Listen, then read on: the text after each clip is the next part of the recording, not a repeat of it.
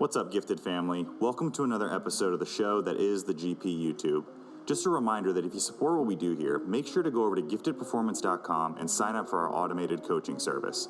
For only $1 a day, you'll get access to 15 highly customized training programs, a macronutrient calculator, our meal planning feature that lets you build and save meals based on your macros, as well as access to our private Facebook group. All subscriptions help us in continuing to put out great content to get you to your fitness goals. Thanks for stopping by, and without any further delay, let's get into today's video. Enjoy.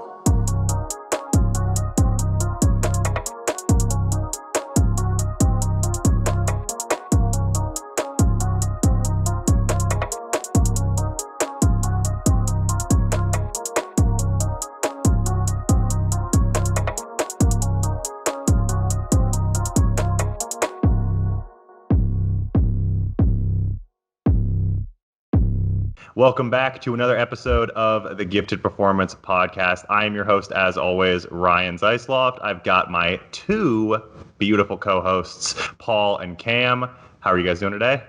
Doing well. Great. Doing well. And your last name for the first time. Yeah, nice. Right? Didn't even know what it was. And a first timer on the podcast. If you are watching on YouTube and you don't know who this is, you need to check yourself because this is an infamous face right here. But for the people who may be listening on Spotify, they don't have the video in front of them. We've got Kenny Wallach on the podcast. Kenny, how are you today? Hi, everybody. Good. Thanks for coming on. We are very, very excited to have you on here as someone who is such an expert, such a master of their craft. But for people who, like I said, maybe live under a rock or maybe they're outside of the bodybuilding world, give us an intro of who you are. Who is Kenny? Where did you start in bodybuilding? How did you get interested in posing? The whole spiel. Okay. Well, basically, I started actually competing in 1982, my senior year in high school. And, well, it was the fall of 82. I graduated in 83. And I started competing at 17 years old. And when I started doing this, it was introduced to me. A few of my friends were working out, and I was a tiny little kid, 100 pounds soaking wet. And so I started working out, and then I came across this bodybuilding magazine that somebody had given to me, and it was game over from that point on at 14 years old, you know. So, you know, I was, as a child, my grandfather always kind of like, you know, made me feel his muscle, and we always watched Popeye, and that was as a child, you know. So it kind of like, you know, started back then. And then to make a long story short, I studied bodybuilding magazines and studied the way they posed and all the guys from like the early 80s, from the 81 Olympia, you know, then, and I was just studying. So what happened was it kind of became my thing because I always knew I was going to be a bodybuilder. So once I stepped on stage and I was able to hit poses decently, and back then the routine, so I always knew about routines because I saw it on TV once. The people from the local gyms kind of saw me do my thing and asked, you know, the grown-ups actually saw me, and they asked me if I could help them out with a couple of stuff with their routine. So at 18 years old, I was helping the grown-ups at the gym, and it just kind of snowballed from there. And that's that. You know what I mean? So that was the beginning. Can you guys see me all right? Yeah, I think we can see it. I think we Okay. just got to angle it up a little bit, right? Angle it up? Okay. Yeah. Perfect. Like There it is. So, You started at 18. I don't want to date you here, so you can feel free to cut me off here. But how many years in the game does that give you? 37. 37 years in the game. Yes, Paul, I'll be 55 you this weren't even summer. That's almost- man, golden years. Yeah. So outside of got into bodybuilding, really mastered posing, that became your niche. Did you have any other career path other that you were thinking of? Did you want to be like an engineer or, you know, a dentist or something else? Well, I had gone to school to be an elementary school teacher. Okay. But the problem is I was a competitive bodybuilder who my whole existence was bodybuilding. Yeah. So needless to say, I didn't go, I spent 2 years in school and that was that. And, I was personal training at the time, before there was even the term personal trainer. I was an instructor back then in the early 80s, and it just took over. And then I just, was doing my instruction, and, I would have odd jobs on the side here and there, like painting and stuff like that, because it wasn't a big market for what I was doing, blah, blah, blah. And the more and more I was competing, the more I was kind of showcasing my stuff for no other reason. I just wanted to be a good bodybuilder and perform correctly, not for any other reason. Because, once people started getting together and asking me to help them, I was helping them for free with no intention of one dime or anything, because it was something that I loved. And I'm a people person. I mean, I'm a helper, by nature. So I just love helping and helping. I actually didn't start this as a business till about maybe 5 or 6 years ago. That's it. So all those years, like the 32 or some odd years, it had been all for just helping people because I wanted to help, not realizing that it was kind of honing my skills for something down the line, And the only reason why I even actually opened a business, because somebody said, Ken, you're doing so much of this, you ever considered making it a business? And at first I was feeling guilty about when I did. I was like feeling guilty about accepting money, but then I kind of looked at it as, well, people pay for golf lessons, people pay for piano lessons, so it's kind of the same thing. That's how I had to kind of like justify it. You know what I mean? Yeah. What's super neat is that you, before you got into everything, you wanted to be a school teacher, and you're still teaching people, just not history or math and the same stuff. So you're still following. Yeah. Very important. When Kindergarten Cop came out, did you regret that decision to not become a teacher? Well, no, because, here's the thing. I was loving the personal training thing and all that other stuff. But there were times where I wish that, I was just curious. But, with hindsight being 2020, I'm so glad I went this direction. You know what I mean? Yeah, because Arnold was a cop, a teacher, and a bodybuilder. Well, yeah, right. Triple threat. So you got the education in teaching little kids. You were on schedule or on track to teach little kids, and now you work with bodybuilders who are basically grown-up little kids. Right. So I'm on the same page with those guys too. Yeah. Exactly. You probably talk to them the same. Yeah. I did want to go ahead. Go ahead, brother. I did want to ask you, because you've kind of carved out such a good little chunk of the bodybuilding, like posing is Kenny, what do you attribute that success to? Was it all the practice? Was it maybe networking, customer service? What do you think are kind of your key specialties that drive people to you? Well, I think it's my passion from day one. It's just my blood. It's my blood, it's my air, it's my food. And I don't want to say, that, I don't know. I think it's just been that I love working with people and helping them achieve their goals. You know what I mean? That's first and foremost. And then, after that, it's, treating the people, with just like human beings. They're human beings, and they have feelings and they have desires, and, you want to enhance that for them. You know what I mean? And, I get a lot of times people ask me, the differences between working with my Olympia competitors versus my first timers. And to me, I think the thing that I take the most pride in is the fact that I treat everybody equally. You know what I mean? Because everybody starts out at somewhere, just like the Olympians started out with somewhere, and they had somebody who cared for them to, bring them along. So everybody deserves that. And I want to be that for them, because look, I've been on stage too as a child without any help. I had my magazines teach me, you know what I mean? And so, I learned and I learned, and I just cherished my magazines because they were teaching me so much. Yeah. Even if I didn't read it, I saw the pictures. Muhammad Makri, Tom Platz, all my heroes that it was teaching me. So yeah, so I'm just like a live version of that magazine that was to me. You know what I mean?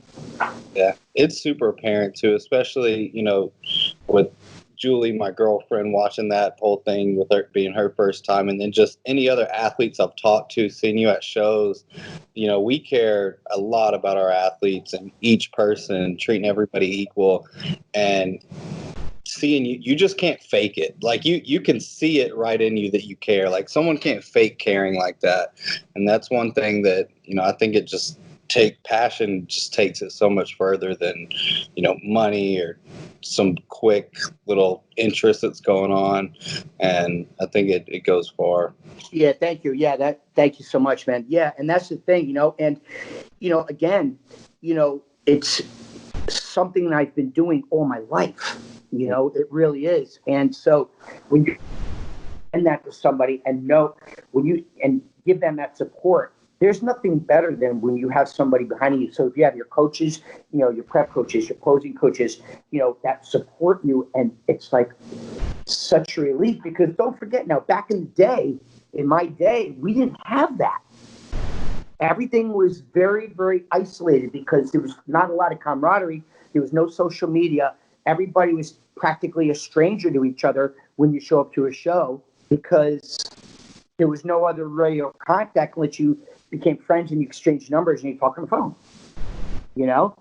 So, that's why I really, really, because I appreciate camaraderie and the this and the that's, and be able to kind of extend that myself, it makes it that much more special for me.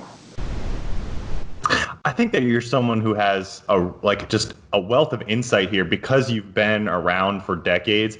In your opinion, how has posing as an art, as a part of the bodybuilding experience, how has that evolved over the decades? Is it something that people are taking more serious and taking to a new level now, or is it something that more often gets overlooked? Well, I think what happened was, for a small period of time, it was kind of overlooked, because back in the 80s, early 90s, posing was like everything.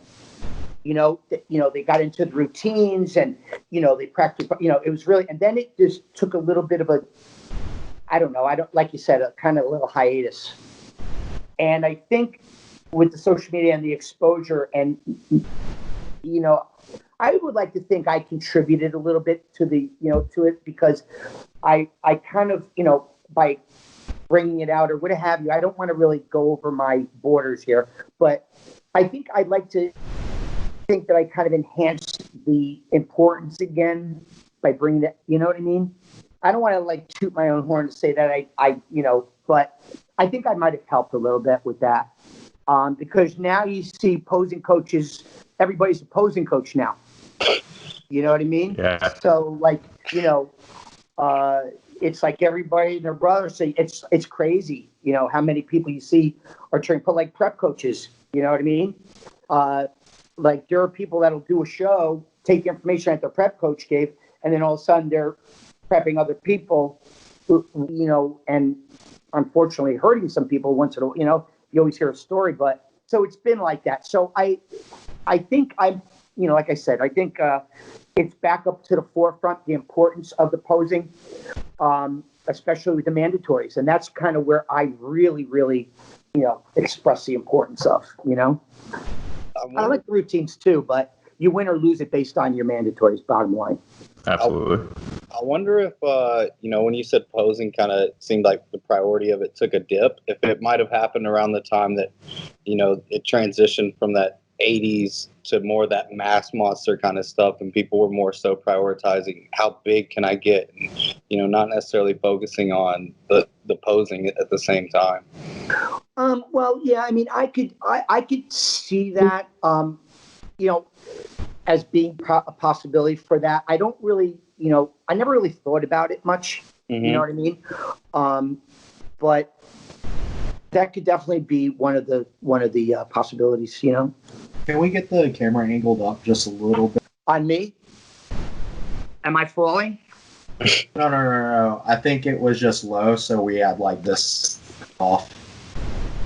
I have to step back, I think. See, Perfect. Okay. That's good. Okay. Yeah, we can hear you perfect. So All right. Kenny doesn't want to toot his own horn, but I'm gonna toot it on his behalf. I think that what you're saying here is that, and you can agree with me or disagree with me, is that Kenny, you made posing coaching cool. Like it was a cool thing to be a posing coach, and it was a cool thing to be good at posing, and then it kind of took off or kind of hockey sticked from there. Like you said, everyone's a posing coach now. Everyone cares about posing now. So that's my opinion of it. Maybe you agree, maybe you disagree. Well, I thank you, bro. I really appreciate that. So, I'm just, I'm just glad that I started when I did. Let's just put it that way. Yeah. You know what I mean?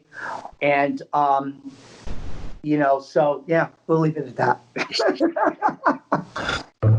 And Paul, I think that you had a little question about like classic physique and specific to kind of the classic physique division and the importance of posing within that division, right? Well, yeah, I've more so wondered, when we talk about how some people maybe underappreciate it. Let's see, which question was that? Oh, yeah, like, do you feel like posing maybe in some classes holds maybe a little more importance over others, and just from my perspective, for an example, I know if I see like a classic guy and their posing is really bad, that often will just change my opinion of the athlete, I think, a little more than, say, maybe not to put, and I'm not putting any class down, but maybe like a figure class or something like that. Yeah. Well, or men's physique. Yeah, here's my thing, man. I think you need to be perfect in everyone. You know what I mean? And that's really it. I mean, I don't really think of anything else but being perfect on stage. So, there's no room less than being perfect. So if people are messing up a little bit and my people are not messing up a little bit, that's going to be that could be the difference if you have two, pretty much even physiques. I don't think about anything about being off a little bit. If you're not good, if you're off, you're not good. That's how I feel. I'd agree with that. And I feel that here's the biggest thing that I feel. Mostly everybody, okay, on all levels, bring about 85% of their potential on stage. Okay, that's my thing, and it drives me crazy to see it. To be honest with you, but. And you always see people shortchanging themselves in any category.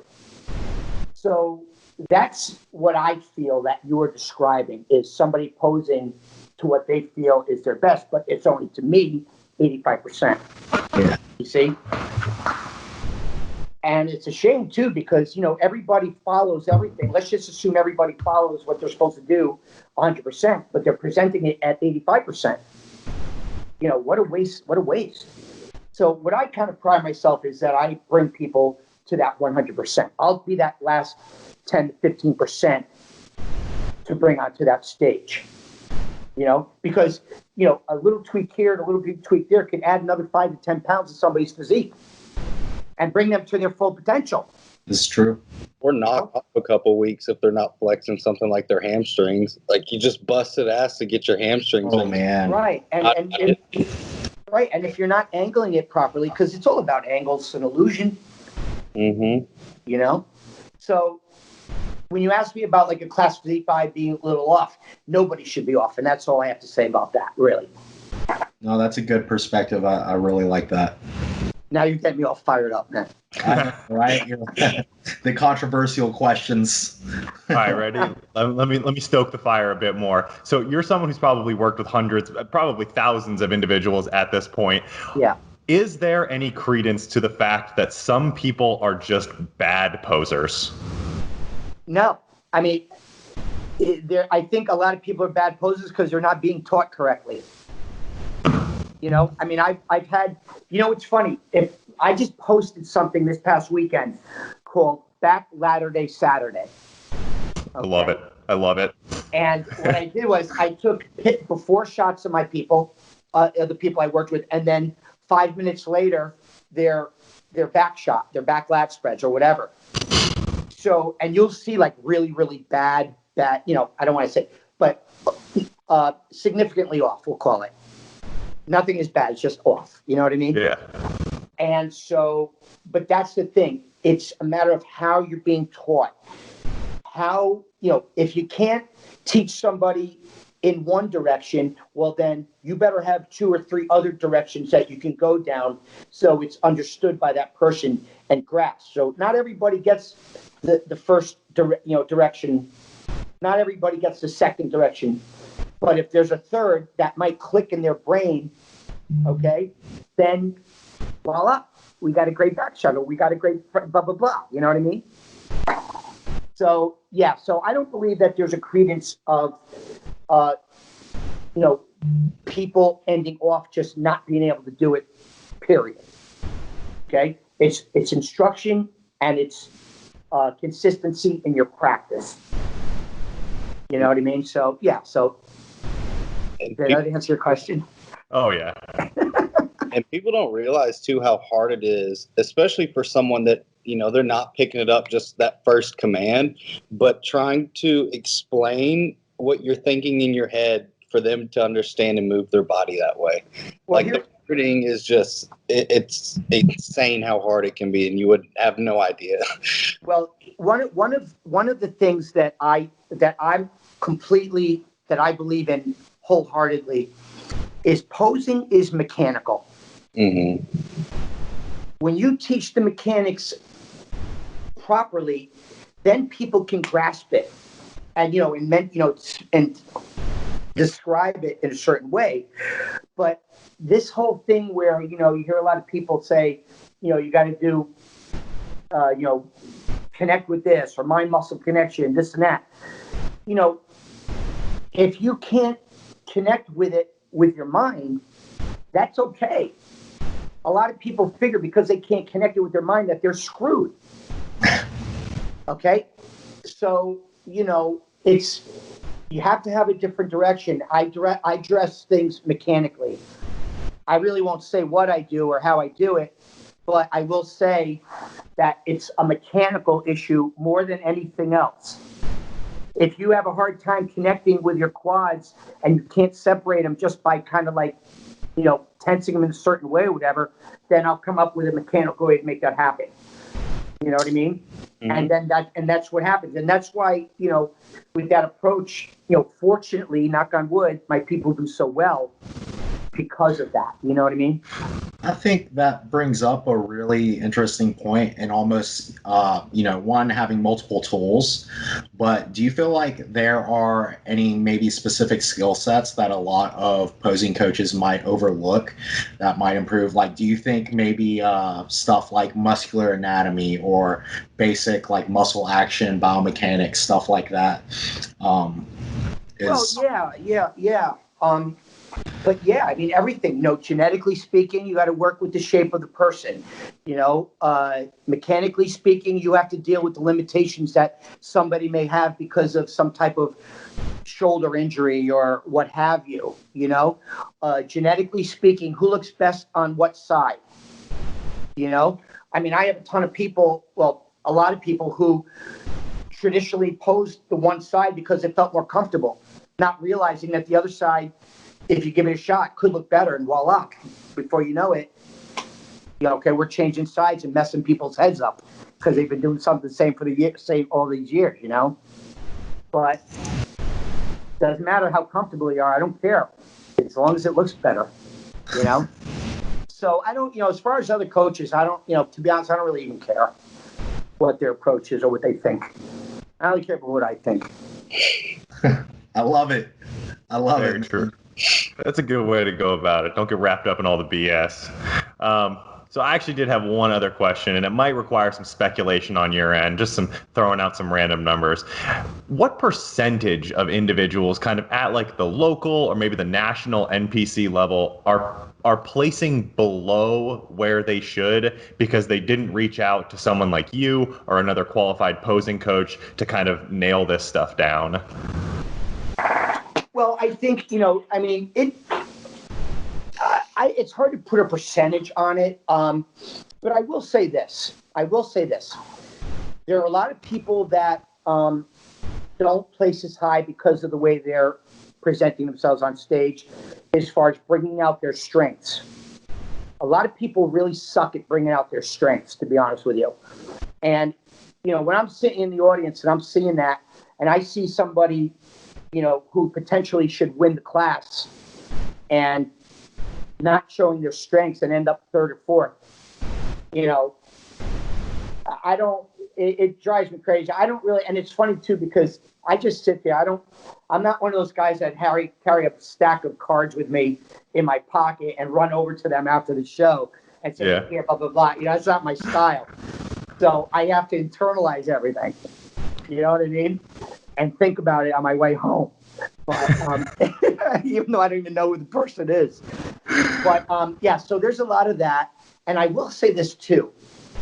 I've also had a lot of my people who were slightly not as good as the winner, who actually won because the guy who should have won, physically, but the guy who should have won wasn't posing correctly, and my guy who's a little behind posed correctly and took the class or took the overall or what have you. And I will say this too, where I've seen a lot of shows, both professionally, nationally, where you have the winner and he's the obvious winner, and that person made what should be a slam dunk into like a half-court shot because the posing wasn't where it should have been. So he made the show a lot closer. I see it all the time. You got these guys that are so good, but they're just not giving their full potential and their full strength. And all of a sudden it's a close show. And I'm like, oh my God, this is too close to me. This shouldn't be happening. It should be down, but whatever, I have kind of a fun question, if you don't mind. Did you have another one lined up, Ryan? No, go for it. And this is going to sound really silly on the surface, and I'm only asking because it sounds like you've just been around so long and you've probably seen it all. Looking back to, Pumping Iron, and you have, I believe in that, you had Arnold and them doing ballerina classes or dancing classes. And then not that long ago, I saw an Instagram post where they were actually doing sword things. They were like holding swords and doing traditional kind of martial arts and incorporating that into their posing. Coming up at all, did you see a lot of that or ever get any inspiration from something unconventional like that most people probably wouldn't assume would go into posing? Well, look, back then, I saw quite a few. Now, don't forget, back in '82, when Conan the Barbarian came out, I almost went to go see that movie on a weekly basis. And that was, a lot of people were mimicking those type of movements. But, look, if it looks good, and use it. There are a lot of, there are going to be, some kind of obscure type of poses. But to me, if it looks good and it really, makes your body look good or whatever, I forgot the word, but, if it enhances your physique or whatever the word is, use it. It's where people do stuff that really hurts their physique. Where their legs will be way apart, or their arms are going to be so high or whatever that it makes their arms look skinny or takes away. So, I like stuff like that. I really enjoy it, but it has to look good. You know what I mean? It just has to look good. And that's really it. Yeah, that's pretty much it. Cool. Yeah, it's fun. It's fun to see that though.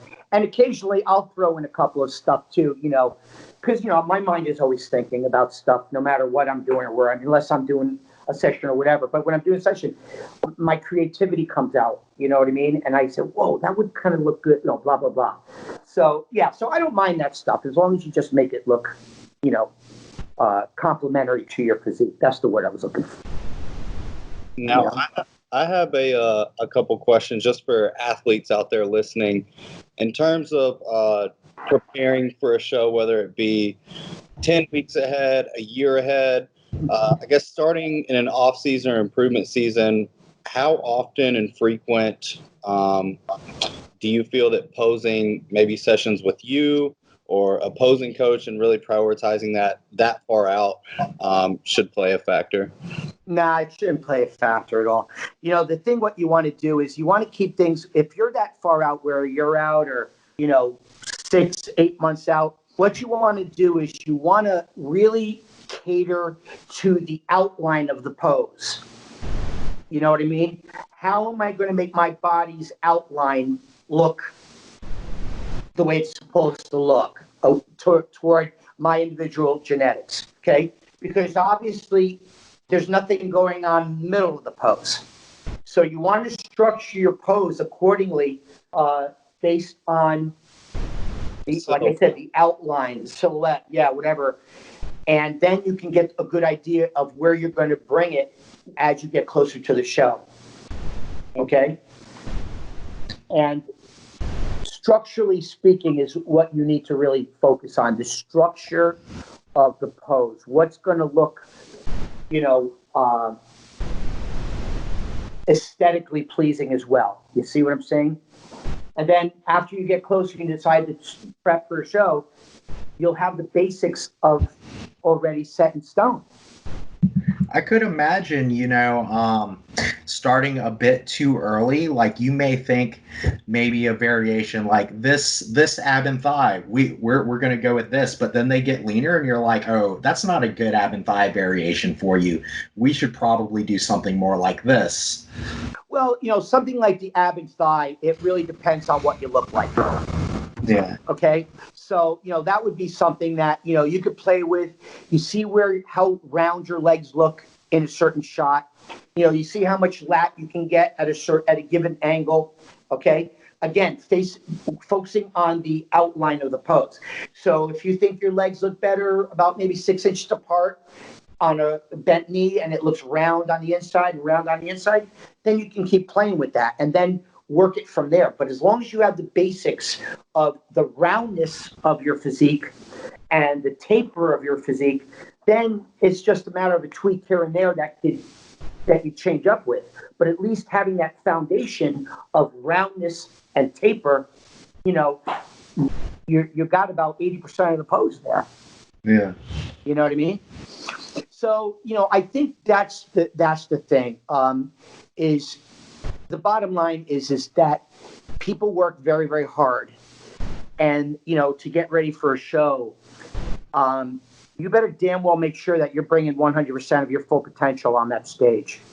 Yeah, that's because if you go on stage and you really shortchange yourself, and unfortunately people think that they are bringing 100% of their potential on there.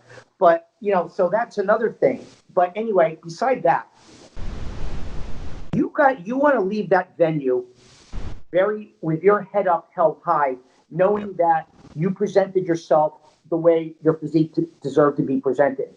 There's nothing worse than, leaving nothing on the table when you're prepping for a show, presenting it not at its best, and then you walk out of there saying, defeated. It's one thing to walk out of there, knowing that you gave it all and you gave 100%, you presented 100%. You walk out of there proud with no regrets. But it's a whole different story when you don't. I've been there as a coach where the show day comes and a lot of little things went wrong, and it really hurts just to sit there and see like, oh, wow, if they would have just posed better, they probably would have killed it. Or even stuff like, man, you can tell under those lights they forgot like a coat of tan. And it's like little things that add up, and it just really hurts you, you know? Yeah, sure it does, you know. Like But, emotional. and for me, and I will say this too, I love winning. Okay, to me, I love winning. There's, I've been an athlete all my life as well. So I just love the concept of winning. But the thing is that not everybody can win. So for me, okay, I have 2 wins, okay? For me, the most important part for me is when my people pose at their best, the way they were taught, and they execute it on stage. For me, that's the win. Okay, that's my win. Because again, if you have somebody who's a little bit better or whatever, it's out of your hands. It's out of your hands about the judging. It's out of your hands who shows up. It's out of your hands about whatever. But if somebody poses the way I taught them, they nail it, win. Then the actual win is icing on the cake for me. You know what I mean? But to have my person get off the stage, and if they didn't win, then knowing that they posed at their best, and I let them know that that's our win too. You know what I'm saying? So, but don't get me wrong, I love my numbers, man. I love my winning numbers, man. That I, as you can see on my posts, you know what I mean?